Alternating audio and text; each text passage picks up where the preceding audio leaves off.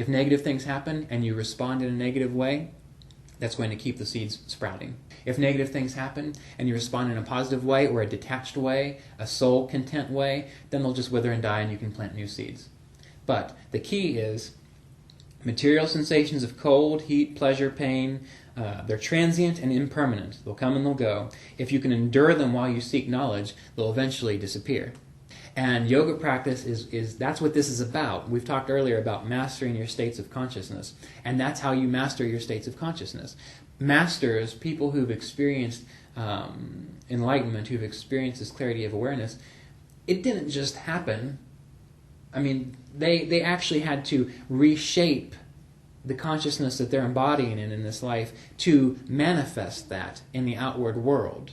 So by praying, by meditating, these things help to reshape the life. It's just like if you have like a canvas, a piece of paper, and you have some paints. All right, it's blank. You have the materials. You can do something with it. You can paint something unpleasant on there, something that is mentally disturbing, or you can take that down, put up another sheet. You can paint something which is more positive. If you've ever written really hard on a piece of paper, you'll know that sometimes that ink stain goes through to the next sheet, and to the next sheet, or if you use a permanent marker, it goes through. So that means it's just going to take a little more effort to take some more of those sheets off to start over. But that's part of the process. Everyone has to do that. In all the yoga scriptures, the Gita, the Vasishtha Yoga, but all of them, they say that this occurs through self-effort.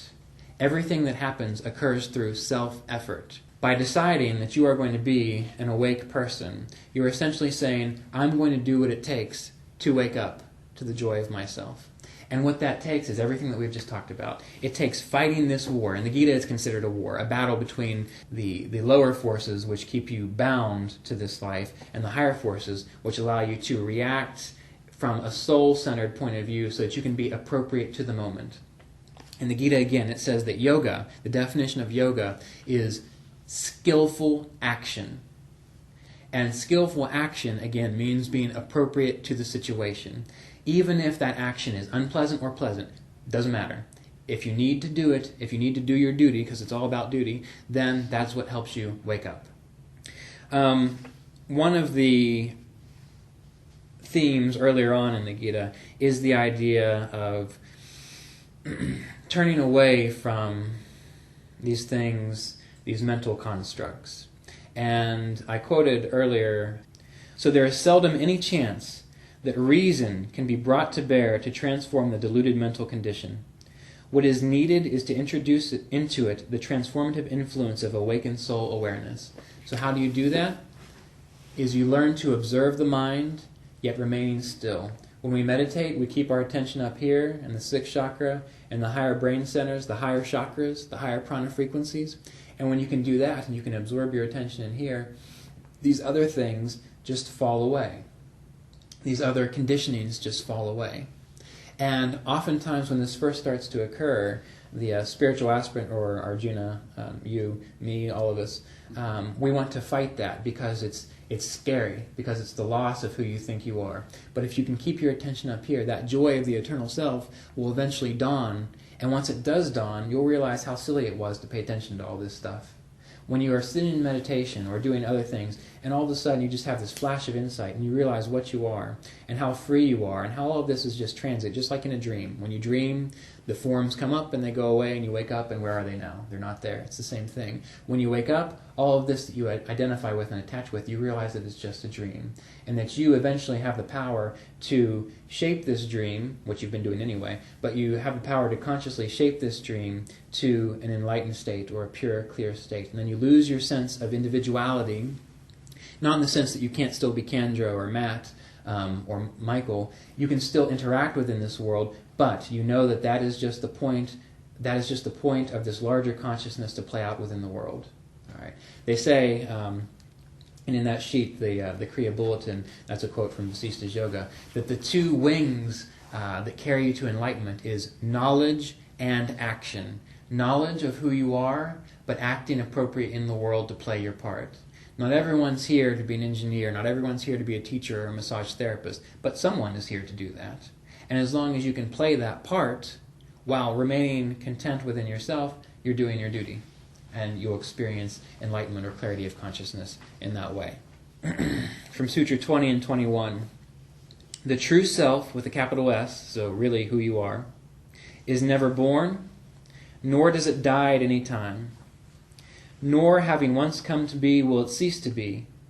The true self is unborn, permanent, and ageless. It does not die when the body dies. One who knows that the true self is indestructible and eternal, uncreated and unchanging, how can one possessed of this understanding kill anyone, and whom can he kill? All right. So remember, we're talking about the soul's battle here with waking up. By meditating, by moving into this witnessing presence, you then can disidentify from these things which are not eternal, which are transient, remain content within the self, and then make choices based on what you want this life to be like. You have free reign to create what you want, and you've been doing it anyway, all right, whether you've been doing it consciously or not. So if you can start doing it consciously, that is how an enlightened person lives. That is why when when an enlightened person prays or gives a blessing to someone, they're not paying attention to the negative stuff that the person's talking about. All they're doing is seeing the person in the wholeness of their consciousness, and they're endeavoring for that person to see that as well, because that is the only way that this spiritual force can be brought into play. If you ever try to reason with someone who's depressed or angry or not in a good mood, does that ever really work? Really, it doesn't, okay? It doesn't work so well, because reason cannot change that. However, if you've ever noticed, if you've been in an environment with someone who's upset, and you just maintain peaceful and just, let them go on and say whatever they want to say, eventually the force of that negativity is spent. Like, well, I don't really know what I was getting so upset about in the first place. And that is what true healing is about. It's listening, letting them have their little fit or whatever it might be. But when that is not supported by someone else, they eventually see that there's really not much to this. If the person can simply just listen, and without judgment, and remain centered in the sense of self, then eventually all these things just fall away. That's how it works. That's why enlightened people don't get caught up in your drama. That's why when I write to Roy, and I have this big thing that I'm trying to figure out or upset about or can't quite get my mind around, he just writes back with the simplest little thing. He does not acknowledge the negativity that I was trying to inform. And then, it's just this one-liner. And the one-liner is always like, all right, I see what you're saying there. All right. And then this peace just descends. So it's the same thing with you. When you're meditating, when you're in your life, if you can't immediately take control of your state of consciousness, if you're angry and you can't immediately just stop and act appropriately, if you can just watch it without feeding it and let it go, it'll play itself out. If you're sad or upset or depressed and you just realize, okay, I'm really okay, let's just see what happens here, and you let it play out, that karma is exhausting itself within the light of your true self, because that light of the true self comes from being the witnessing presence. You don't have to be perfect in the sense that you're always happy and joyful. You just simply have to remain the witnessing presence, and then beyond that, you have to realize that at some point in time you have to make more positive choices. You can't remain happy, and you can't remain unhappy, and you can't remain in this depressed state for so long unless you are contributing to it by your own thoughts, reinforcing it by your own thoughts, by your own ideas. Now, one thing to note is I was reading a book by, I believe her name was Jill Bolte Taylor, and she was was she a neurologist or a neuroscientist or something like that? Okay, a neuroanatomist. And she did a study, or her and some colleagues did a study on emotions within the body. And they found that when something happens to a person, a negative experience happens to a person, and they have this mental, emotional turmoil that goes on, that the hormones that actually cause that to occur within the body are only within the bloodstream for about 90 seconds. After that, they're sustained by your choice to continue feeling that way. All right. But think about that.